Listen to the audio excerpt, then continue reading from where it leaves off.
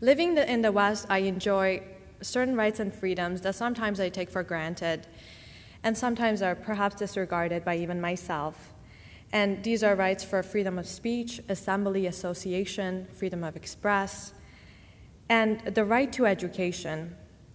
Personally, when I was continuing my education, whether it was in Canada or in the US, all I had to do is basically pick my school of choice, apply to that, and they would assess my suitability for admissions based on my qualifications.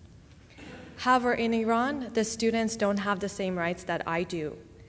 Once they were applying for school, they had a lot of obstacles that they must have overcome. For instance, there were ideological tests that they had to go through. So even the smartest, most astute, most talented individuals with the highest GPA, if they did not pass these ideological tests, they were not admitted to university. And even besides the ideological tests, which are very important, there are quotas that the regime has set on the universities. These quotas are set for students who come from the military family, the clerics, or even martyrs. So this certainly also limits the choices that these students have once they want to be admitted.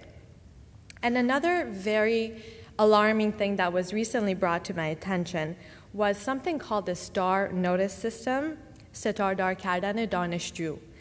This system is a star assigning system.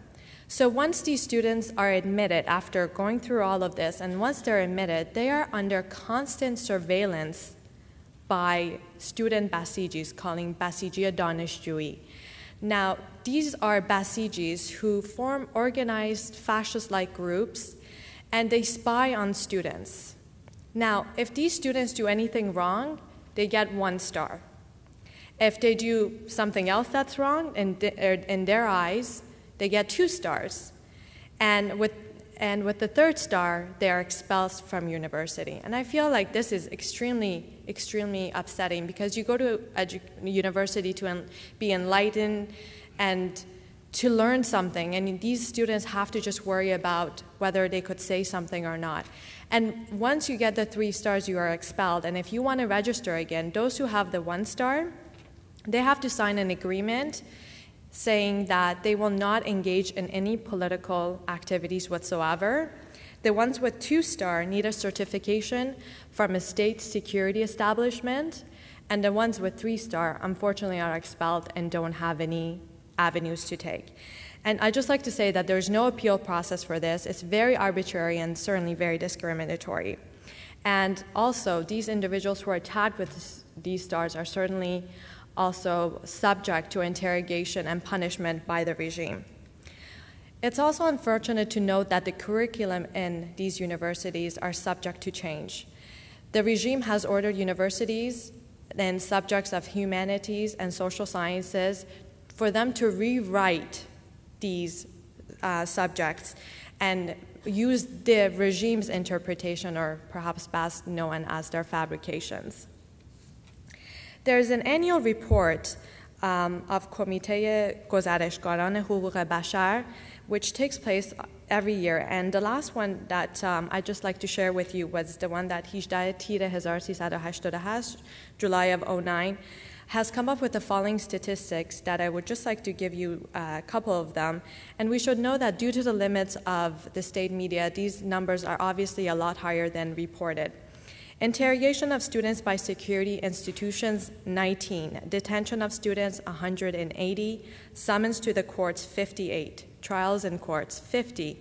Summons to disciplinary committees of the university, 352. Expulsion from university, 31. 1-term suspensions, 43.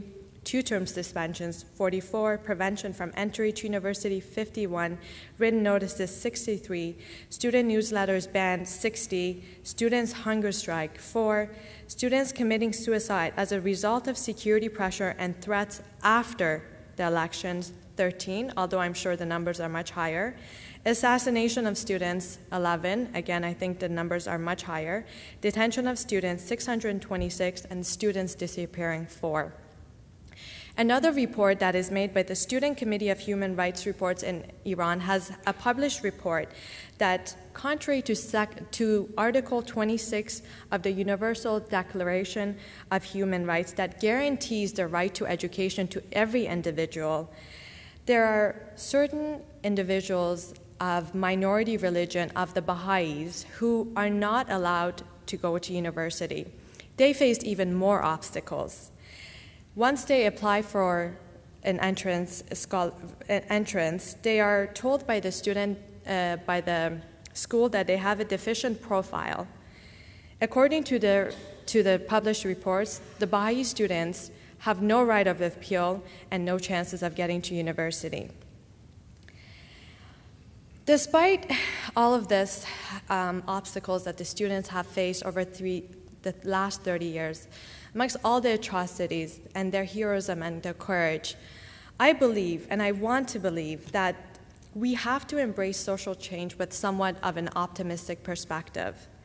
The youth civil movement in Iran has certainly gained strength throughout the last few months, and they have tried very hard to bring solidarity amongst different social groups, and they have been very successful in doing this and strengthened the alliance between themselves and other individuals, regardless of their own political ideologies. The youth in Iran have certainly been under enormous pressure by the Islamic government for this too long, and to attempt to bring a civic society is an exceptional opportunity for challenging the status quo.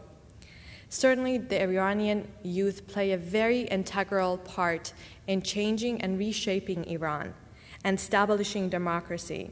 We should note that during the last 30 years, these individuals were only fed Islamic propaganda through the media, through education, and different agencies, and yet they boldly stood up against the revolution that they've only known, against the government that they only know. I think this is very courageous, and they continue to do that. Undoubtedly, the future in Iran belongs in the hands of the students and not the regime that has suppressed them. And it is very important to also note that the Islamic regime has failed to mold these individuals into its own obscure image, and I'm sure they have attempted many times over the 30 years. The brave acts of our students should not go unrecognized and unnoticed, and deserve much respect and admiration. I am personally moved by their courage and inspired by their continued sacrifices, and I know that our future can be shaped by their youth. Thank you very much.